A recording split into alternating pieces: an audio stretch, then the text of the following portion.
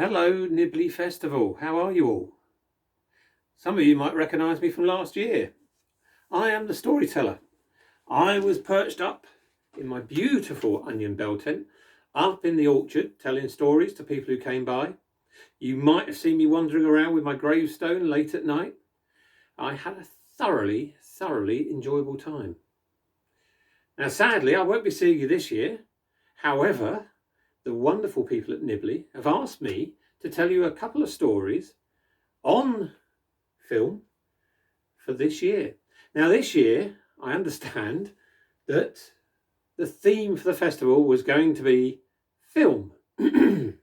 Well, I thought, how am I going to get stories into film? Films are all about stories.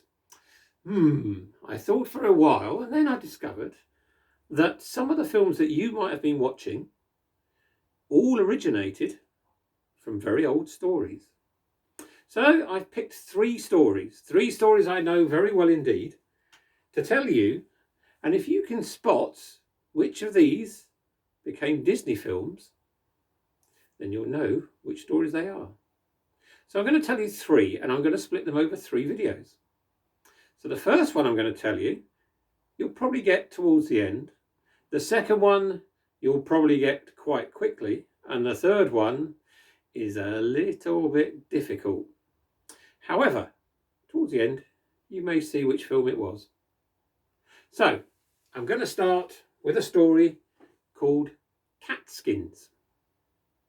Now, once upon a time, on the edge of a huge forest, far away, there was a huge big house. Now, in the big house there lived the lord of the manor. He was actually a baron, very important, and very rich. And he had a wife who he loved dearly. And all the staff in the big house were very happy. Everybody worked very well together. And life was pretty good. And then one day, it got even better.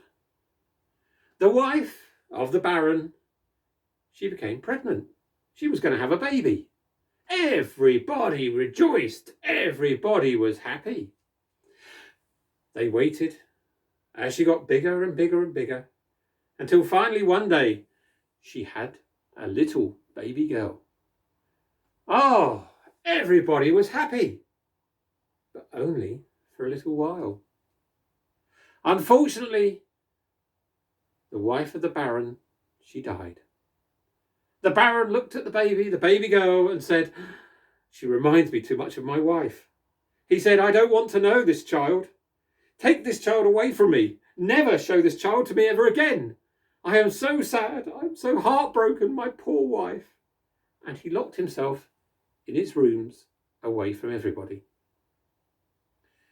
Now the servants took the baby down to the kitchens. They didn't know really what to do with her. They took her down to the kitchens, and the cook, who was very kind, she looked after the little girl.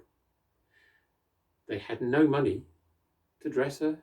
They could only feed her and keep her warm by the fire. Eventually, they found some old skins. These had come from some wildcats up in the mountains, and they wrapped her in the cat skins. Still, nobody had given the baby a name. After a while, she just became known as Catskins. She grew up. She had more catskins. She dressed purely in the fur of cats. She learnt all the ways of the kitchen. She became a scullery maid. She would clean fireplaces, she would wash up, she would do the pots, she would sweep the floor. Most of the servants ignored her. Some of them treated her pretty badly. But the cook always kept one eye out for Catskins. When Catskins became 16, she was sweeping the floor one day when she heard at the back door, the door to the kitchens, a knock on the door. The cook went to the door, drying her hands, saying, "Oh, who could that be? We're preparing lunch. Who is this knocking at our door?" And she opened the door, and there, standing in front of her, was a very tall man with a pointy beard. And he took off his hat and he bowed. He said, "Madam, I believe you have a very beautiful young girl here. a young girl by the name of Catskins. I would like to speak with her, if I may." The cook looked at the stranger. She didn't like the look of him. She called out, "Catskins, Catskins, come here." Catskins put down her broom and walked towards the door. The cook left the door, and she said to Catskins, be very careful who you're dealing with here." "Okay," said Catskins. And she went to the door, and the tall stranger said, "Ah, Catskins, you truly are beautiful. I would like to marry you. I would like to court you and marry you within the year." Catskins said, "What? Marry me? I don't know. But hold on. And she shut the door. She said to the cook, "This man wants to marry me." The cook said, she said, "I would ask him for something. Ask him for a dress made of silver and see what he does." "Okay," said Catskins. She opened the door again. The tall stranger said, "Have you an answer?" And Catskins said, "I will consider marrying you if you can bring me a dress of silver by tomorrow." The stranger said, "Really? Not a problem at all, Catskins." And with that, he walked away. Catskins closed the door. The cook said, "Well, I never. How strange." The very next day, at the same time, there was a knock on the back door. The cook opened the door. The stranger was there again and said, "May I speak to Catskins?" The cook said, "Catskins, Catskins, come here." Catskins came towards the door. She saw the stranger. The stranger brought out of his bag a beautiful dress made of pure silver. He said, "There, now will you marry me?" Catskins looked at it and said, "One moment." She took the dress. She said to the cook, "What shall I do? He's made me a dress of silver." The cook said, "I don't like this man. Try asking him for a dress made of gold." So Catskins went back to the door and said to the stranger, "I would consider marrying you if you could bring me a dress made of gold by tomorrow." The stranger said, "A gold dress? Okay, leave it with me." And with that, he walked away. The very next day, at exactly the same time, there was a knock on the door. Cook opened the door. The stranger was there again and said, "May I speak to Catskins?" "Catskins, Catskins," said the cook. "Come on. The stranger is here." Catskins went to the door, and the stranger took out of his bag a beautiful dress made of gold. He said, Here is a gold dress for you. Now will you marry me?"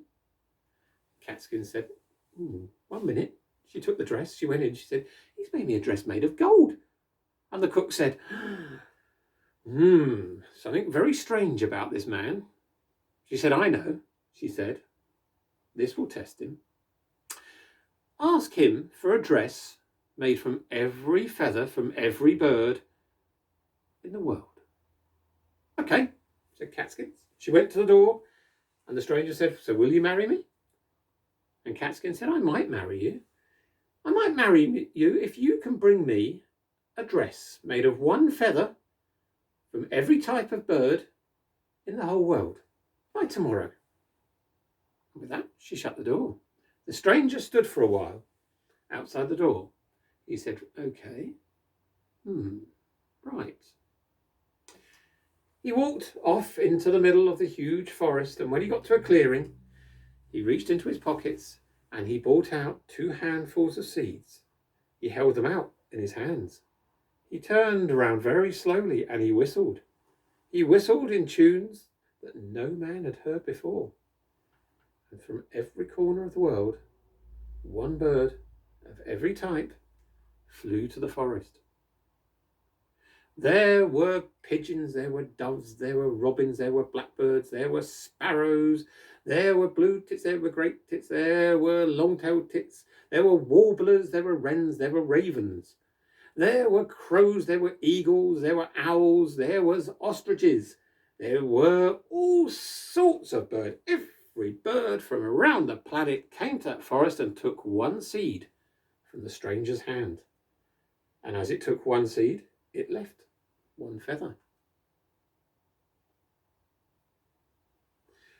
The next day, at the big house, in the kitchens, Catskins, she was stirring the soup. There was a knock on the door.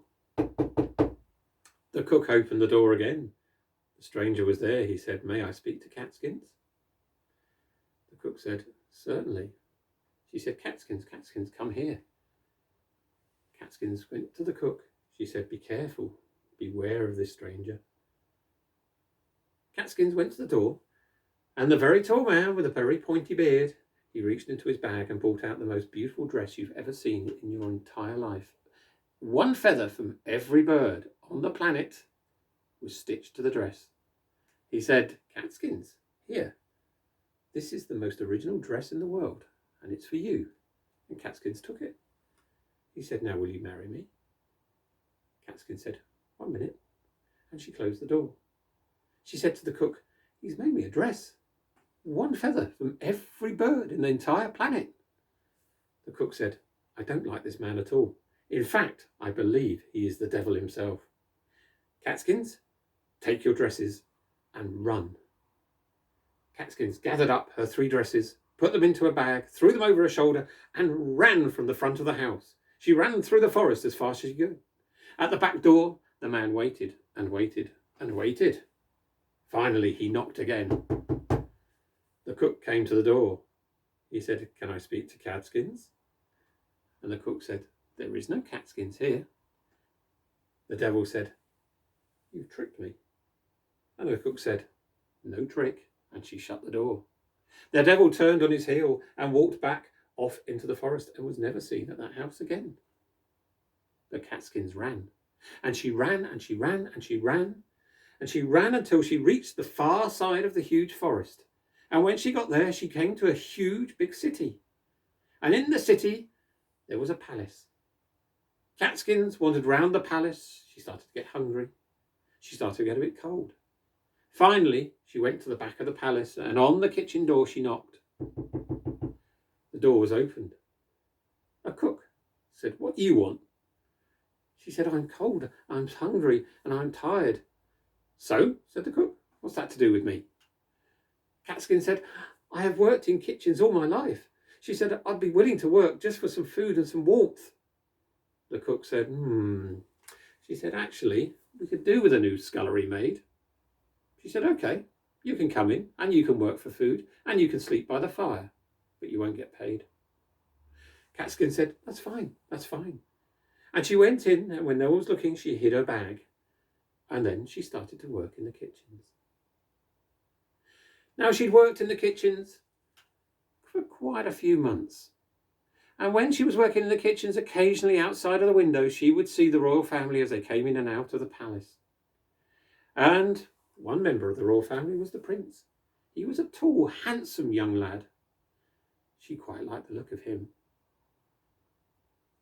But she knew she was stuck in the kitchens.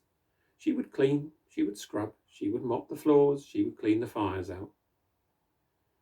One day, there was an announcement.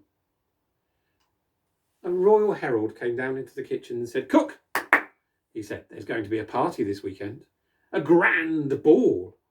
People from all over the countryside are coming to the grand ball. And there'll be music and there'll be dancing. And we need the most spectacular food that you can provide."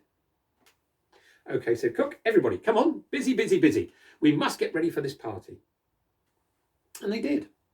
But Catskins looked out the window and saw the preparations. She saw the royal family. She saw the prince. She thought, "Oh my, I'd like to go to that party." As she said that, the cook knocked her on the head with a ladle and said, "Boop." She said, "Catskins, Catskins, get back to work. There's no point looking out the window. You'll never go to a party like that. Look at you. You're dressed in catskins and you're nothing but a scullery maid." Catskins sighed and got on with her work. On the day of the party, the food was prepared, the minstrels had arrived, and then the guests started to appear. Catskins looked out of the window as they arrived. They looked beautiful. She looked around the kitchens. Most of them had gone upstairs to look Catskins took her bag out. She selected the silver dress. She washed her face. She tied up her hair. And then she put on the silver dress. She sneaked out of the kitchens. She ran up the back stairs until she got to the main ballroom, and she slid in through a side door. She was only there 5 minutes. When the prince, who was a bit bored with the ball, he spotted her. He thought, "Ooh, is that beautiful young lady in the silver dress?" He approached her and he held out his hand. He said, "Madam, will you dance with me?" And Catskins said, "Certainly." And they started to dance.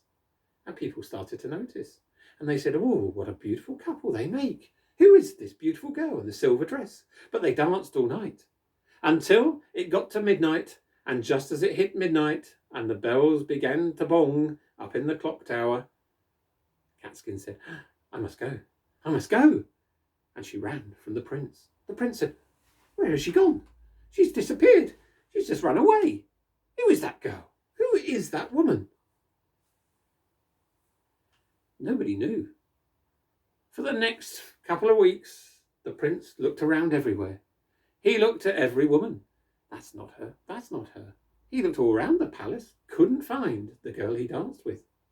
Down in the kitchens, Catskins had put her silver dress away and continued her life as a scullery maid. The prince, after a couple of weeks, said, "Do you know what? I think we ought to have another ball, another party." The queen said, "Oh, yes, that was jolly. Why not?" And the king said, "Well, we can have another party." "We can, of course." And so they did. And the royal herald came down to the kitchens and he clapped his hands and he said, "There's going to be another ball, another party. We need some food." And they rushed around to prepare. On the day of the party, Catskins watched as the people arrived. She took out her gold dress, washed her face, tied up her hair, put on her gold dress, and ran up the back stairs to the ballroom. When she got there, she looked around and sneaked into the room and stood to one side. The prince spotted her immediately. He went over and said, "Madam, what a beautiful golden dress. You look absolutely beautiful. Will you dance with me?" And they danced. And people again said, "How beautiful they look together. Look at them. Oh, what a wonderful couple." And they danced all night long. As the bells hit 12 in the clock tower, Catskins said, "I must go. I must go." And she ran from the room. The prince said, "Where's she going? Stop her." But no one could. And she ran down the back stairs to the kitchens, took off her gold dress and put on her catskins. The prince, he organised everybody to search the palace. And they did, from top to bottom. But no one could find the beautiful girl in the gold dress. The prince went to see the king and the queen. And he said, "I have met the most beautiful woman in the world and I want to marry her. But I can't find her." The king said, "Well, that's no good. If you can't find her, how are you going to marry her?"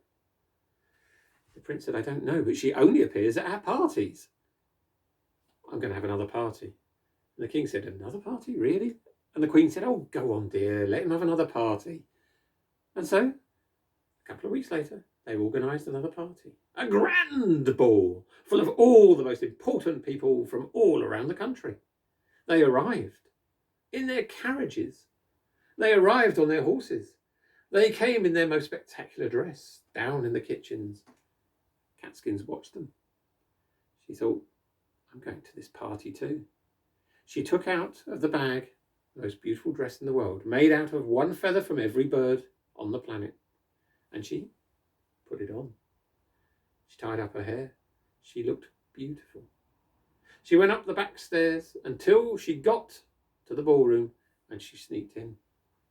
Immediately, the young man saw her.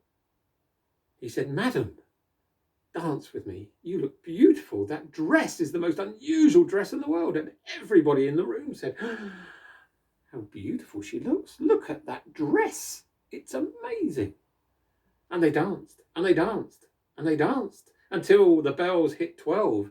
And as the bells hit 12 in the clock tower, Catskins said, "I must go."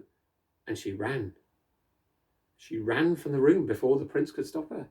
The prince said, "She's running again. Follow her." But no one saw where she went. But then the prince noticed on the floor was a feather.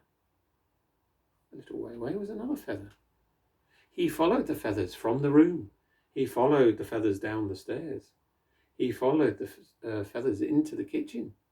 When he got to the kitchen, there he found a girl dressed purely in catskins. He looked at her and said, You are the girl I've been dancing with. You are the most beautiful girl in the world, the girl that I want to marry. And Catskins looked down and said, It is me. It is I. He said, Oh, what am I to do?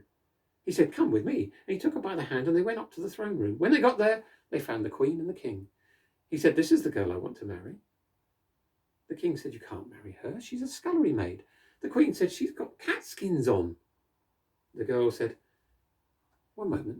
She ran downstairs. She changed into her dress of feathers and came back up again, tying her hair. When she arrived, the queen said, It is you. You are beautiful. She said, Still, you're a scullery maid. And Catskins said, I am, but I wasn't always. My father is a baron. He lives on the other side of the forest. Well, said the queen, I will allow you to marry my son.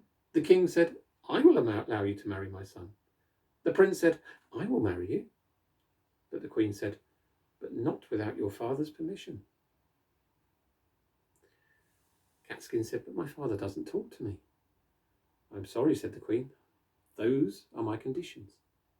And so the prince and Catskins rode through the forest till they reached the big house. And when they knocked on the door, it was opened by a father. He looked at Catskins and he said, My daughter, how stupid I've been. I abandoned you when you were a baby, and I have missed all these years of my love for you. I am so selfish and so sorry. The prince said, I would like to marry your daughter. I am the prince from the palace on the far side of the forest. And the father said, Of course you may, and I am old and I am silly, and this house will be yours. And it was.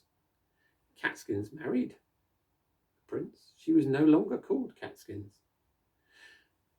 They got married. They lived in the big house, and they lived happily ever after. There you go. That's a story that inspired, I believe, a Disney film many years ago. It's called something else. See if you can guess what it's called. Thank you, Nibley. I am going to be back for more stories. I am going to send another 2 videos. See if you can guess the films that the next 2 stories inspired. So until next time, I will see you again. And I'm just going to turn this off and we'll return.